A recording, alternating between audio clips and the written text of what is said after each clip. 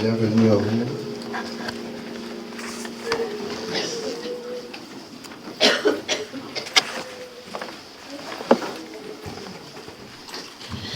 Ézéchiel 37, à partir du verset 1er.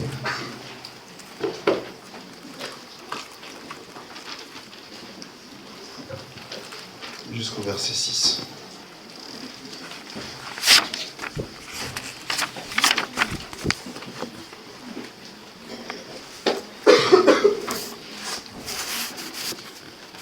Ézéchiel 37, du verset 1er au verset 6.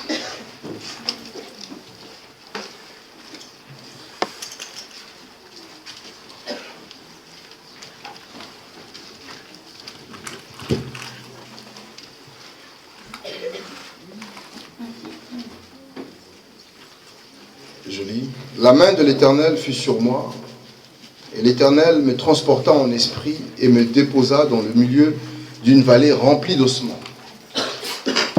Il me fit passer auprès d'eux tout autour, et voici, ils étaient fort nombreux à la surface de la vallée, et ils étaient complètement secs. Il me dit, fils de l'homme, ces eaux pourront-ils revivre? Je répondis, Seigneur Éternel, tu le sais. Il me dit, prophétise sur ces eaux, et dis-leur, ossements desséchés, écoutez la parole de l'Éternel. Ainsi parle le Seigneur l'Éternel à ces eaux. Voici, je vais faire entrer en vous un esprit, et vous vivrez. Je vous donnerai des nerfs, je ferai croître sur vous de la chair, je vous couvrirai de peau, je mettrai en vous un esprit, et vous vivrez. Et vous saurez que je suis l'Éternel. Amen. Ézéchiel 16.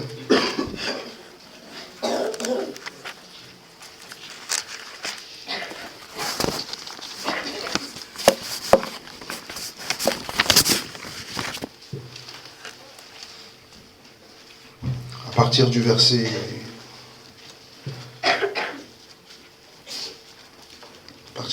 2. Ézéchiel 16 à partir du verset 2. Tu diras, ainsi parle le Seigneur, l'Éternel, à Jérusalem. Par ton origine et ta naissance, tu es du pays de Canaan. Ton père était un Amoréen et ta mère une Étienne.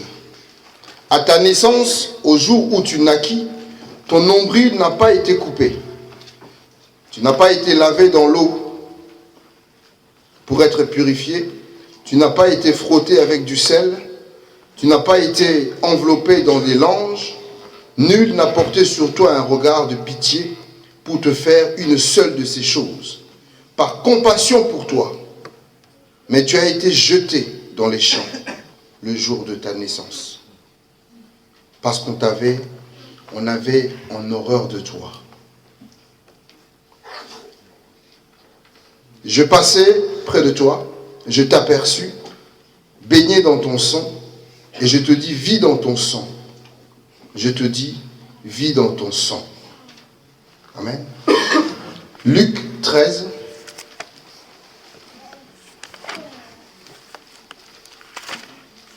À partir du verset 6 au verset 9.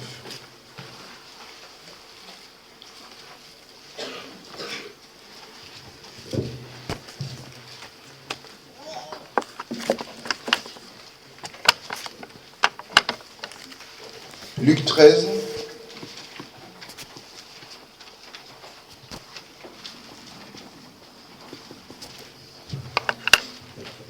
Il dit aussi cette parabole. Un homme avait un figuier planté dans sa vigne. Il vint pour y chercher du fruit, et il n'en trouvant point. Alors il dit au vigneron, voilà, 3 ans que je cherche du fruit à ce figuier, et je n'en trouve point. Coupe-le. Pourquoi occupe-t-il la terre inutilement? Le vigneron lui répondit, Seigneur, laisse-le encore cette année. Je creuserai tout autour et j'y mettrai du fumier. Peut-être à l'avenir donnera-t-il du fruit, sinon tu le couperas. Amen. Le thème de ce message, c'est une parole suffit. Une parole suffit. Lorsque nous reprenons Ézéchiel 37, je vais juste relire pour appuyer sur le verset que j'ai besoin. La main de l'Éternel fut sur moi, et l'Éternel me transporta en esprit et me déposa au milieu d'une vallée remplie d'ossements. Il me fit passer auprès d'eux tout autour, et voici, ils étaient fort nombreux à la surface de la vallée, et ils étaient complètement secs. Ézéchiel dit, le Seigneur va le prendre et va l'emmener dans une vallée.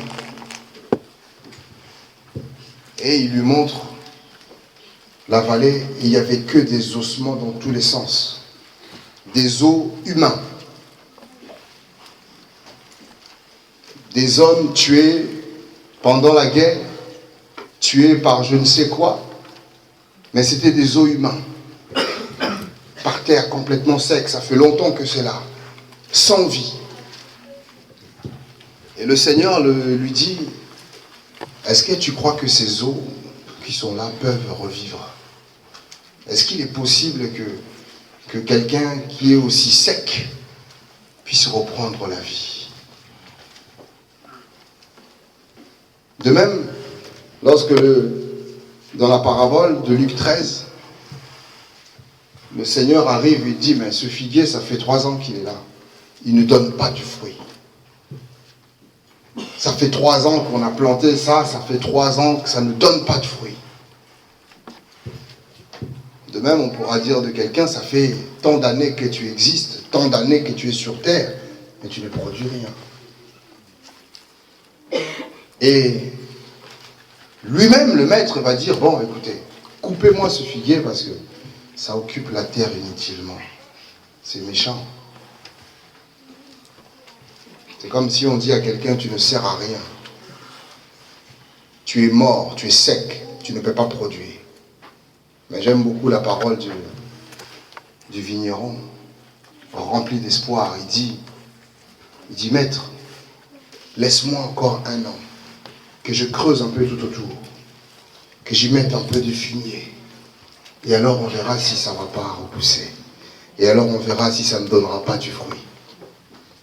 Amen. Amen. Et vous savez, pour qu'un arbre soit sec, ça veut dire qu'il manque d'eau. Pour que Ézéchiel voit des ossements complètement desséchés, ces os ne sont pas arrivés là par hasard. Soit on les a emmenés pour les placer là, soit ces os, il y a eu des gens qui sont morts à cet endroit-là et que personne ne s'est occupé de eux. Une parole suffit. Une vallée, c'est un petit chemin ou un grand chemin, comme on veut, entre 2 grandes montagnes. C'est-à-dire, c'est un peu comme là, le petit couloir qu'on a ici. À gauche, on a une montagne, à droite, on a une montagne. Et le chemin qu'il y a au milieu, c'est ça qu'on appelle une vallée. Et en Israël, à l'époque, la plupart des guerres se passaient dans des vallées. On avait l'armée A qui se mettait sur la montagne A, l'armée B qui se mettait sur la montagne B. Et ensuite, ils descendaient à l'assaut. Et ils se retrouvaient tous dans la vallée pour se battre. Les malchanceux, les moins forts, les mal équipés, les non prêts, ils laissent leur peau dans la vallée. Alléluia. Une parole suffit.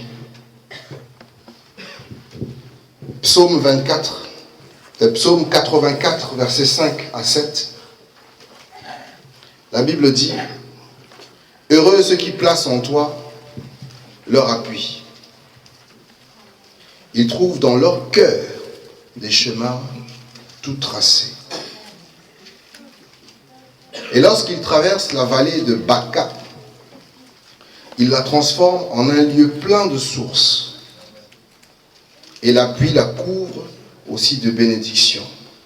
Leur force augmente pendant la marche et ils se présentent devant Dieu à Sion. Baca veut dire pleure. Une vallée peut représenter et représente une situation très, très difficile. Ou lorsqu'on commence à penser à ça, on se dit c'est interminable. Vous savez, lorsque vous entrez dans une vallée, je ne sais pas si vous avez déjà fait l'expérience de prendre des tunnels qu'il y a sur Paris ou ailleurs. Bon, il y a un tunnel là, je crois que c'est la A14. Quand vous prenez ce tunnel-là, c'est petit comme ça. Les camions n'entrent pas, que les voitures. Quand vous rentrez dans ce tunnel, vous avez seulement envie de sortir.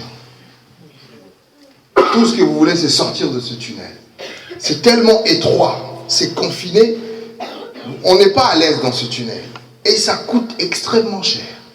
Parce que c'est un passage rapide. 78 Paris, c'est vite fait. Mais sauf que c'est étroit. On ne se sent pas bien dans ce tunnel. Ou même le tunnel sous la Manche. Quand on passe sous l'eau, on n'est pas à l'aise. Hein. Aujourd'hui, beaucoup de choses deviennent un peu normales. On se dit c'est normal. C'est pas normal de passer sous l'eau. Faut le savoir, ça. C'est pas normal.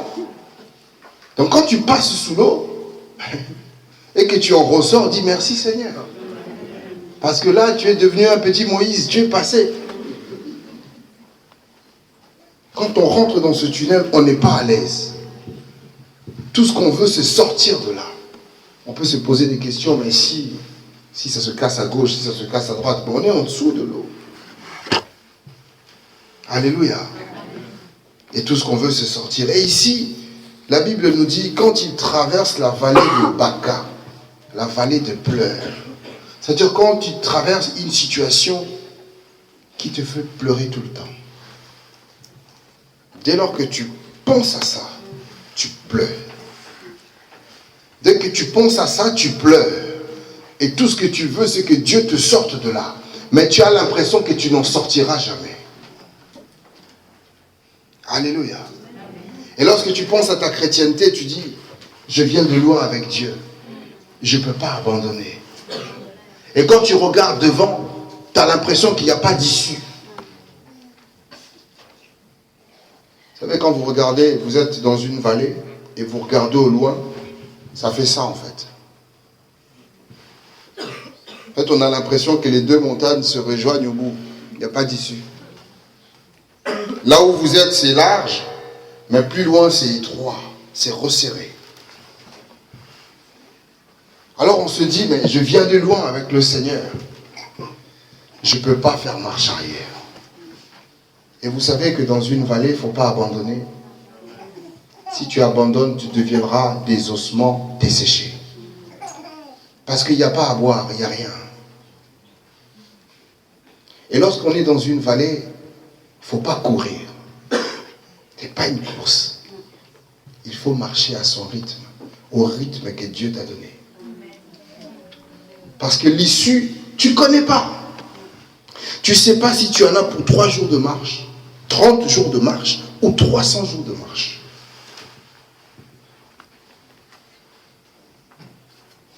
Et la situation te fait pleurer. Mais j'aime bien ce que la Bible dit. Il dit verset 6, lorsqu'il traverse la vallée de Baca, il la transforme en un lieu plein de sources. Et puis la couvre aussi de bénédictions. De temps en temps, le Seigneur fait pleuvoir. De temps en temps, on mange. Parce que quand vous êtes dans la vallée, à gauche, c'est une montagne. À droite aussi, c'est une montagne. Infranchissable. 2 options. Soit on continue, soit on fait marche arrière. Si on s'arrête, on meurt. Alléluia. Et le verset 7 dit, leur force augmente pendant la marche. Pour que ta force augmente dans la vallée, tu dois avoir une parole. Il faut que tu aies en toi une parole. Quelque chose qui va te dire, va jusqu'au bout parce que tu vas obtenir ceci, tu vas obtenir cela. Si tu n'as pas de parole, tu mourras dans la vallée. Tu t'arrêteras, tu vas t'asseoir et tu mourras dans la vallée. La Bible dit que Élie, le Seigneur va lui dire, Élie va aller au torrent. Élie va s'asseoir. Et puis à un moment donné, c'est le corbeau qui va venir lui donner à manger. Parce que dans la vallée, il n'y a pas à manger. Mais quand Élie va se fatiguer lui-même, il se fatigue lui-même, il entre dans la vallée. La Bible dit, il va s'asseoir, il va s'allonger, il va vouloir dormir. Et le Seigneur va le réveiller, il va lui dire, lève-toi, mange, le chemin est long. Ne t'endors surtout pas dans la vallée parce que tu mourras là. Je ne sais pas quelle est cette chose qui te fait pleurer. Quand tu y penses, tu pleures.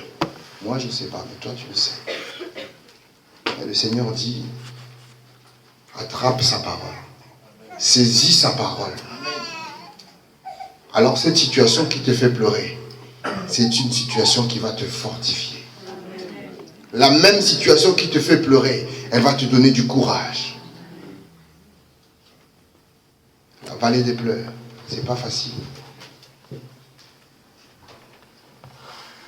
Autrefois, on a traversé cette situation. Vous connaissez notre témoignage avec l'histoire de l'enfant. Moi, je ne pleurais pas devant mon épouse. Je pleurais dans la douche. Je me cachais et je pleurais dans la douche. Ou alors je pleurais au lit. Tu dors bien, tu dors bien. Et je me tourne et je pleure dans mon coin. Tu penses à ça, tu dis, Seigneur, jusqu'à quand? Il y a des situations comme ça qui font pleurer. Tu y penses, tu pleures. Mais le Seigneur dit, il va transformer ça. Amen. Il va le transformer. Il ne veut pas que tu meurs dans cette vallée-là. Il ne veut pas que tu continues à pleurer. Il veut que tu sèches tes larmes. Amen. 2 Chroniques 29, verset 16.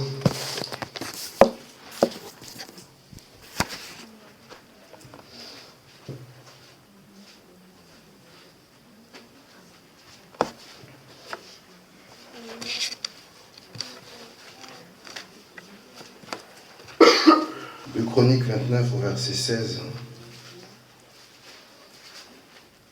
Les sacrificateurs entrèrent dans l'intérieur de la maison de l'Éternel pour la purifier.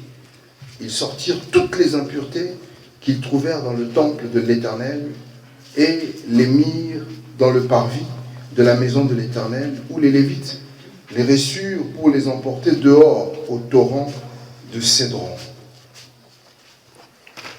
Encore une autre vallée. La vallée de Cédron, c'est une vallée qui se trouve entre le mont Morija et Golgotha. C'est-à-dire entre la naissance de la foi et l'accomplissement de la foi. Entre les deux, il y a une vallée. Entre quand tu reçois Jésus et quand il vient te chercher, nous traversons une vallée. Entre quand tu reçois la parole et l'accomplissement de la parole, tu traverses une vallée. Cédron. Cédron veut dire sombre, trouble. C'est une vallée où, quand ce torrent passe, ça emporte tout sur son passage. Et dans cette vallée, on y jette des sacrifices. Dans cette vallée, on y jette tout ce qui est impur. On jette tout ce que Dieu ne veut pas. On jette ce que les hommes ne veulent pas. Et quand tu traverses cette vallée, tu te sens comme ces objets qu'on a jetés. C'est comme quelqu'un qui traverse les déchets. À un moment donné, tu ne feras plus ça. Tu vas dire, c'est pas grave, je vais me nettoyer quand je sortirai d'ici. À un moment donné, tu te sens impur. À un moment donné, tu te sens sale. Tu te sens inutile. Tu te sens jeté, rejeté. C'est aussi une forme de vallée. Cédron. Alléluia. Trouble, où rien n'est clair. Tu ne comprends pas. Tu dis, mais pourtant c'est moi. Comment est-ce que je peux vivre telle situation? Comment est-ce qu'on peut me considérer de la sorte? Mais c'est moi. Et le Seigneur dit, traverse. Traverse, tu finiras par y arriver. Traverse, la parole finira par s'accomplir. Traverse, je finirai par te justifier. Il y a des situations comme ça, quand on y pense, on dirait que Dieu n'existe pas. On dit, mais pourquoi il ne parle pas? Mais il ne voit pas que c'est compliqué ma situation. Mais Dieu, pourquoi est-ce qu'on m'humilie de la sorte? Pourquoi est-ce que les autres pensent ça de moi? Tu sais que ce n'est pas vrai. Quand ce n'est pas vrai. Seigneur, ce n'est pas vrai, tu le sais, mais regarde, je suis sale. Le Seigneur dit traverse. Il dit traverse. Et lorsque tu traverses cette vallée, le Seigneur te donne l'opportunité, toi aussi, de te débarrasser de ce qui est impur. Tu es déjà dedans. Il te donne l'opportunité de lâcher ça pendant que tu traverses. Si tu croises le mensonge sur ton chemin et que tu en avais sur toi, laisse-le. Parce que c'est son endroit. Tu l'abandonnes dans cette vallée. Tu croises l'impureté, tu l'abandonnes dans cette vallée. C'est son endroit. Si tu te retrouves là, c'est qu'en toi, il y a ces choses-là. Laisse-les là. Et continue ta marche. Le Seigneur dit, passe, traverse. Il te nettoie. C'est contradictoire. C'est une vallée où on jette les choses impures. Mais si tu te retrouves dedans, c'est pour que tu te débarrasses de tes impuretés. C'est un travail que Dieu fait. Une parole suffit. Amen. Psaume 23, verset 4.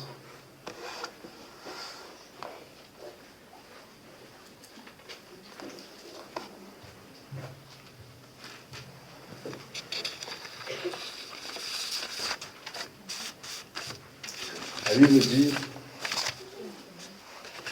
Psaume 23, verset 4, « Et quand je marche dans la vallée de l'ombre de la mort, je ne crains aucun mal, car tu es avec moi.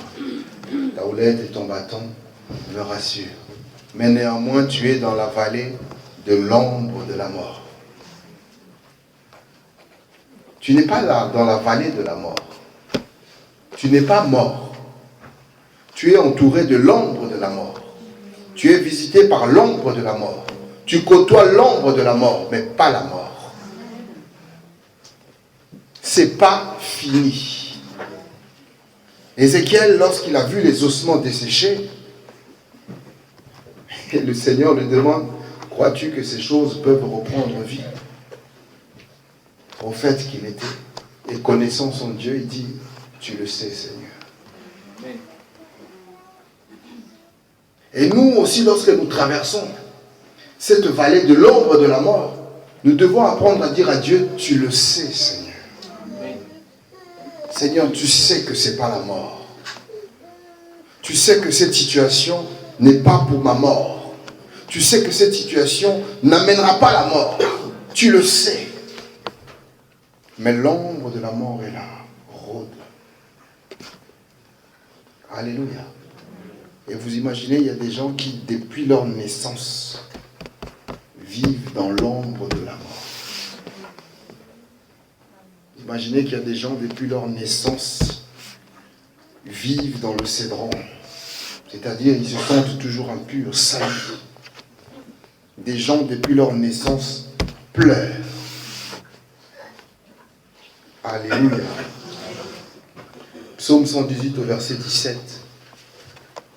David dit, je ne mourrai pas. Il dit, je ne mourrai pas. Je vivrai. Et je raconterai les œuvres de l'Éternel. Il dit, je ne veux pas rester dans cette vallée de cédron. Je ne veux pas rester dans cette vallée de l'ombre de la mort. Je ne veux pas. Je vais sortir d'ici et je vais raconter les œuvres de l'Éternel. Alléluia. Ne t'assois pas dans ta vallée. Il y a des chrétiens qui condamnent Dieu ou qui punissent Dieu. Tellement la situation devient difficile, allez, je ne vais plus à l'église. Tellement la situation est difficile, je ne prie plus. Je ne lis plus la Bible. Tu dis à Dieu, Dieu, il faut que toi tu fasses avant que moi je prie. Si tu es dans la vallée de l'ombre de la mort, et que tu abandonnes la vie, la mort te prendra. Si tu es dans la vallée des pleurs et que tu abandonnes la joie, tu vas pleurer toute ta vie. On ne punit pas Dieu. Surtout pas dans une vallée. Alléluia. Amen. Il connaît le chemin. Il sait comment sortir de là. Amen. Amen. 2 Rois 23 au verset 10. 2 Rois chapitre 23 au verset 10.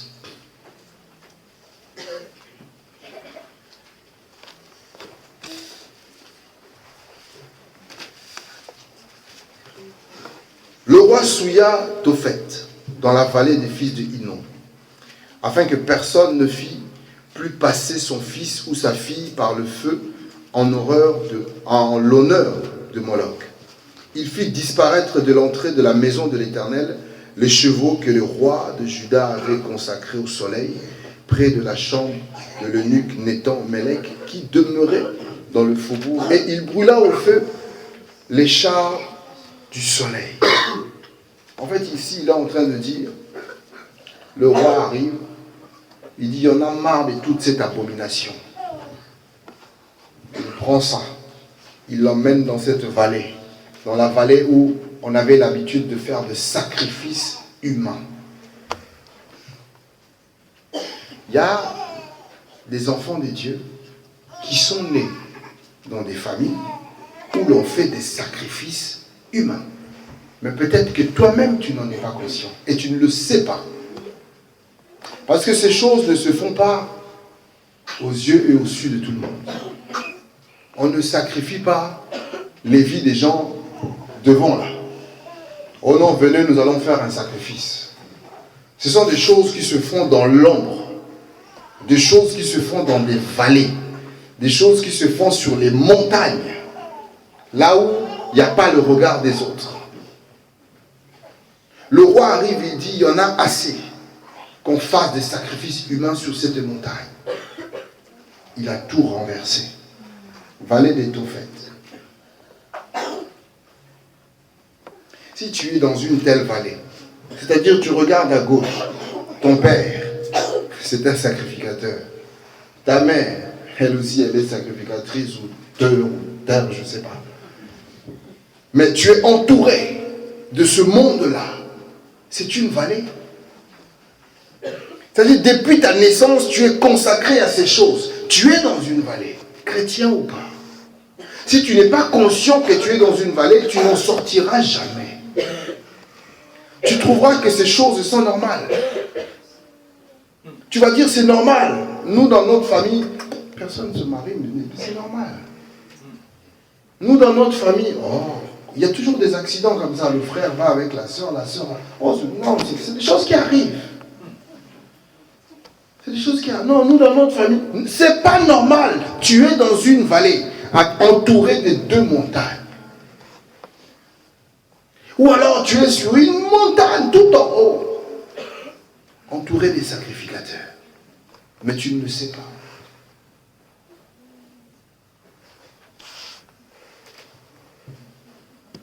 Des sacrifices humains, ça existe.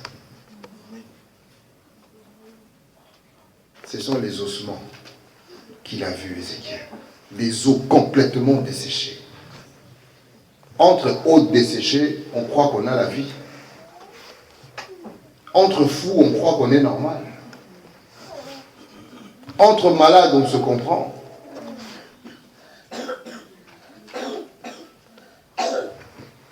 Amen. Et le Seigneur veut que nous puissions sortir de ces vallées-là. Il veut que les montagnes se poussent. Les montagnes s'écartent. La Bible dit, ils trouvent dans leur cœur des chemins tout tracés. Ça veut dire que par la montagne, il peut frayer un chemin. Au lieu que tu continues tout droit, il te fraye un chemin. Il t'ouvre une brèche. Alléluia. Ah non, moi, depuis que je suis né, depuis que je suis né. Hein. C'est vraiment depuis que je me souviens quand j'étais petit. J'avais une image comme ça, mais ça revient tout le temps. Tu trouves ça normal? 20 ans après, tu fais toujours le même rêve. Tu vois toujours la même personne. 30 ans après, c'est une vallée. Tu es dans une vallée et tu n'as pas d'issue. Mais le Seigneur veut que tu sortes de cette vallée. Amen. Alléluia. 2 Samuel 23, 13.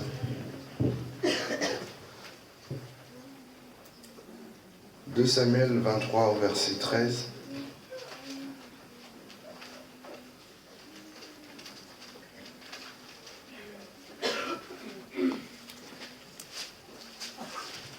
Trois des 30 chefs de David descendirent au temps de la moisson et vinrent auprès de David dans la caverne d'Adullam lorsqu'une troupe de Philistins était campée dans la vallée des Réphaïm.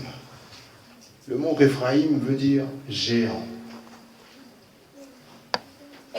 Il y a des gens qui sont dans une vallée, mais entourés des géants. C'est-à-dire, tu as un géant devant toi et un géant derrière toi. Tu es dans une vallée, tu ne peux ni avancer, ni reculer. Alléluia. Des situations qui te dépassent tellement. J'aime beaucoup ce chant. Dans les situations qui dépassent mon intelligence, j'invoque ton nom, Jésus. Des situations qui te dépassent. Quand tu y passes, tu y penses, ça te dépasse. Tu dis, c'est pas humain, c'est pas normal. Aussi longtemps que le cœur ne pousse pas un cri, Dieu ne fait rien. Parce que le Seigneur peut se dire, mais tu aimes ta vallée. Finalement, tu aimes tes géants. Tu aimes ta situation. Tu souffres, mais tu ne veux pas crier. Tu souffres, mais tu ne veux pas en parler. Tu aimes ça, mais tu resteras dans cet état. Alléluia. Il y en a qui travaillent dans des vallées, non pas parce qu'ils veulent travailler, mais c'est parce qu'on leur contraint. Alléluia. Une vallée peut être un monde spirituel dans lequel tu vis. Quand tu dors, tu passes à un autre monde. Tu le sais. Quand tu dors, tu as une famille, tu le sais. Quand tu dors, tu as une femme, tu le sais. Quand tu dors, tu es visité par un homme, tu le sais. Donc quand tu fermes les yeux, tu passes à un autre monde, tu le sais. C'est une vallée. Tu es enfermé dans une vallée. Et Dieu veut te sortir de là. N'aime pas ce monde-là. N'aime pas vivre quand tu as les yeux fermés. Quand on ferme les yeux, c'est pour se reposer. Non pas pour aller vivre autre chose. Si c'est ton cas, tu dois en parler. Dieu veut que tu sortes de cette vallée. Ézéchiel 16 nous dit, tu diras ainsi parle le Seigneur à Jérusalem, par ton origine et ta naissance, tu es du pays de Canaan. Ton père était amoréen et ta mère étienne. Les Cananéens, c'est le peuple que Dieu veut détruire. Et Dieu dit ici à Jérusalem, par ton origine, par ton origine et de ta naissance, tu es cananéen. Tu es censé faire partie du peuple que je dois détruire. Tu fais partie des gens que je dois éliminer par ton origine et par ta naissance. Lorsqu'on aime ce monde-là, on fait partie des Cananéens. Un monde que Dieu n'aime pas. Tu ne peux pas fermer les yeux et avoir une famille. Dieu n'aime pas ce monde-là. C'est une vallée. Et Dieu n'enferme pas son peuple dans des vallées. Il veut qu'on sorte des vallées. C'est pourquoi lorsqu'on traverse les vallées, il dit, je vais faire pleuvoir, je vais donner à manger, pour que tu traverses la vallée, non pas pour y rester. Oh non, après tout, beaucoup de pasteurs ont prié pour moi, il ne se passe rien. Mais c'est parce que tu n'as pas parlé. Tu viens voir le pasteur, tu lui dis, je prie pour moi. J'ai des situations difficiles. Quelle situation difficile? Dans quel type de vallée es-tu? Si tu as des problèmes au genou et tu nous dis que tu as mal à la tête, Dieu ne fera rien. Dieu n'est pas un magicien. Dieu, c'est une histoire de cœur à cœur. Il te regarde, il dit, tu me mens, je ne ferai rien. Il te regarde, il dit, tu n'es pas vrai, je ne ferai rien. Alléluia. Par ta naissance et par ton origine, tu es du pays de Canaan. Ton père était amoréen et ta mère une Étienne. À ta naissance, au jour où tu naquis, ton nombril n'a pas été coupé. Tu es toujours attaché à ce monde-là. Tu es toujours attaché à ces choses-là. Tu es attaché à tes coutumes. Tu es attaché à tes habitudes. Tu es attaché à la parole que ton père avait déclarée sur toi le jour de ta naissance. Qu'est-ce qu'on a dit sur toi le jour de ta naissance? Qu'est-ce qu'on a dit sur toi? Est-ce que tu sais quelles sont les paroles qui ont été déclarées sur ta vie? Quels sont les mots qui ont été prononcés sur ta vie? Paul dit, nous sommes environnés d'une si grande nuée de témoins. Et je ne cesse de l'expliquer. Ces témoins sont les anges de Dieu. Ces témoins sont les anges déchus. Et ces témoins sont nous autres, les vivants, là. Nous sommes environnés d'une si grande nuée de témoins. Quelles sont les paroles qui ont été déclarées sur ta vie? Le jour où tu naquis, ton nombril n'a pas été coupé. Tu continues à être alimenté par ces choses-là. Alléluia. Il dit, tu n'as pas été lavé dans l'eau pour être purifié. Tu ne veux pas croire à la parole de Dieu. Tu ne veux pas croire à la parole qu'on te donne. Tu prends les choses de Dieu à la légère, mais ça ne partira jamais. Ça ne changera pas. Dieu veut te sortir de cette vallée. C'est son désir le plus profond, que tu sortes de cette vallée, que tu sois délivré. Une vallée est une prison à ciel ouvert. Alléluia. Lorsque tu pleures tout le temps, tu es dans une prison. Il continue, il dit, tu n'as pas été frotté avec du sel et tu n'as pas été enveloppé dans des langes. Nul n'a porté sur toi un regard de pitié pour te faire une seule de ces choses. Moi, jamais personne ne m'a considéré. Tu dis, oh, le jour de ma naissance, on m'a dit ça. Et tu dis, c'est normal. De toute façon, comme on a déclaré ça, c'est mon caractère. Parents, déclarez des paroles. Une seule parole suffit. Déclarez des paroles sur la vie de vos enfants. Déclarez des paroles sur vos propres vies. Le Seigneur dit prophétise. Il n'a pas dit, bon, regarde comment moi je vais parler. Il dit à Ézéchiel, toi, parle. Tu veux sortir de ta vallée? Parle. Une parole suffit. Un mot suffit. Parle sur ta propre vie.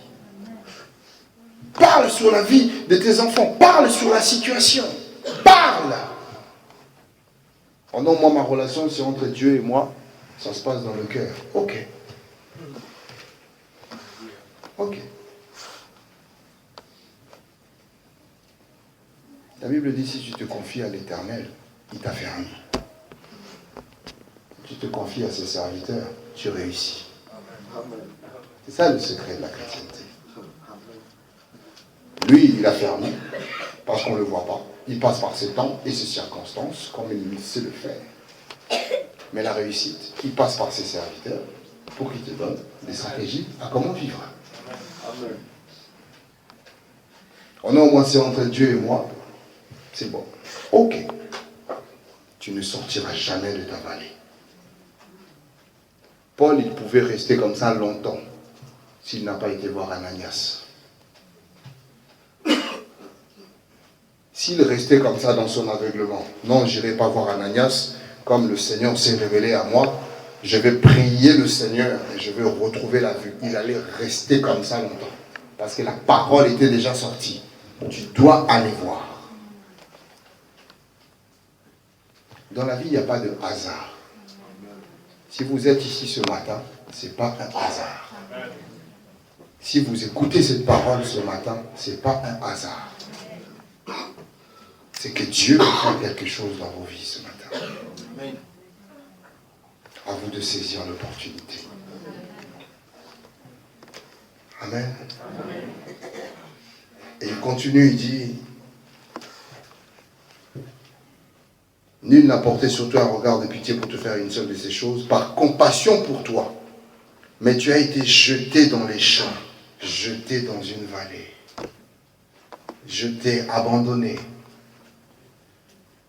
Il y a ici des gens qui ont été abandonnés d'une manière spirituelle par leurs parents. Donnés, consacrés à d'autres dieux, à d'autres entités, à d'autres mondes, à d'autres réalités. La chose que tu vis, ce n'est pas forcément de ta faute. Parce que tu n'as pas été frotté, tu n'as pas été lavé, ton cordon n'a pas été coupé, mais tu as été jeté. Mais si tu ne dis pas ce que tu vis, on ne coupera pas le cordon. Alléluia. Et il dit, le jour de ta naissance, parce qu'on t'avait en horreur. Waouh. C'est-à-dire, dès que tu es né, on ne te donne même pas la chance de vivre. Tu fais des choses, ça ne marche pas. En fait, à ta naissance, on a dit, toi, tu ne réussiras jamais. Toi, tu ne vivras pas longtemps. Tout ce que tu toucheras, ça ne marchera pas. Quand tu commenceras, ça s'arrêtera en chemin. Même si tu travailles, tu n'auras pas d'argent. Ce sont des paroles que les gens déclarent. Ce sont des réalités. Oh non, moi j'ai reçu Jésus, ça suffit. Ce sont des réalités. Ce sont des vallées. Et beaucoup sont dans des vallées. Assis dans des vallées. Depuis des années et des années. Mais le Seigneur veut que son peuple sorte des vallées. Qu'il marche et qu'il sorte des vallées. Alléluia. Verset 6 dit, je passais près de toi, je t'aperçus baignant dans ton sang, et je te dis, vis, vis dans ton sang. Vis dans ton sang. Et je te dis, vis dans ton sang. Vous savez, Dieu n'oublie personne. Amen. Même si tu es dans cette vallée depuis ta naissance, et qu'aujourd'hui tu as 20 ans, 30 ans, 40, 50 ans, mais tu vis ces choses depuis ta naissance, l'Éternel dit qu'il ne t'a pas oublié. Amen. Il ne t'a pas oublié. La Bible nous parle de Méphibosheth, le petit-fils de Saül. À sa naissance, il avait déjà des problèmes avec ses jambes. Et puis il y a des problèmes, on essaie de le transporter, on le fait tomber, il se casse encore les jambes. Il perd plus des 2 pieds. Il ne pouvait plus marcher. Peut-être même qu'au début il boitait, mais il ne pouvait plus marcher. Mais comme on venait pour les tuer, on le prend, lui on le sauve. Toute la maison est tuée, mais lui il est gardé en vie. On l'emmène ailleurs. Comment grandit un tel enfant? Son cœur est rempli de haine et de colère. Comment grandit un tel enfant? Il dit, moi je suis rejeté, j'ai plus de parents, j'ai plus de famille, j'ai plus personne. Il nourrit des choses dans son cœur. Et il vit comme ça depuis des années. Mais la Bible dit, un jour, comme on a chanté ici, un jour, David a dit, mais il ne reste pas quelqu'un de la maison de Saül à qui je peux faire du bien. C'est comme ce matin. Ce matin, l'Éternel dit, mais y a-t-il quelqu'un qui est dans une vallée à qui je peux faire du bien? Mais il faut que ton nom soit cité. Il faut qu'on entende ta voix. Si tu n'en parles pas, on n'entendra pas ta voix. Si le serviteur n'avait pas parlé, David n'aurait jamais su que Méphibosheth existait quelque part. Alors on lui emmène Méphibosheth. Vous savez, à ce temps-là, les boiteux, tous ceux qui avaient des problèmes, des handicaps, ne pouvaient pas s'asseoir ou se présenter dans la présence du roi. Ils ne pouvaient pas. Mais lui, il mangeait avec David à la table de David, malgré son handicap. Parce que Dieu se souvenait de lui. Ce matin, Dieu se souvient de toi. Réponds simplement à l'appel. Dieu se souvient de toi. Alléluia. Proverbe 3. Versets 1 à 10.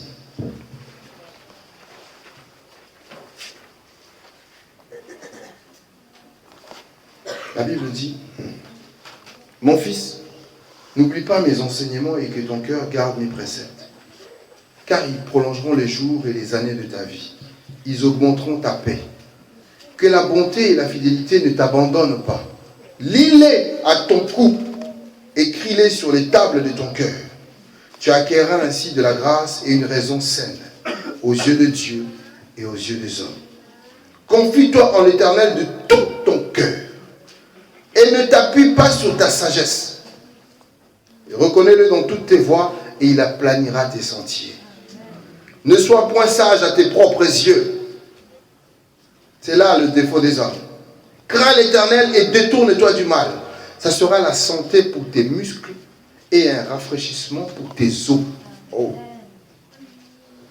La santé pour les muscles et un rafraîchissement pour les os quand on craint l'Éternel. Honore l'Éternel avec tes biens et avec les prémices de tout ton revenu. Alors tes greniers seront remplis d'abondance et tes cuves regorgeront de mou. Amen. Amen. Il dit que ce sera la santé pour tes muscles et le rafraîchissement pour tes os. Accepte la parole de Dieu. Réponds à son appel. Il veut que tu sortes de là. Ézéchiel 37 nous dit que lorsqu'il a ouvert la bouche et qu'il a commencé à parler, les eaux ont commencé à se rassembler. Les eaux qui étaient complètement desséchées et éparpillées dans tous les coins ont commencé à se rassembler. Et c'est ce que Dieu veut faire. Ce qui était complètement éparpillé dans ta vie, Dieu veut les rassembler.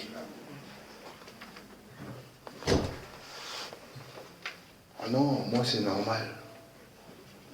Ah non, moi c'est normal. Hein. Nous, dans notre famille, c'est normal. Quand on passe les examens, on échoue. Non, c'est normal. Tu sais, dans notre famille, on ne dépasse pas les 50 ans, c'est normal. C'est pas normal. C'est pas normal. Alléluia. Luc 13, versets 6 à 9.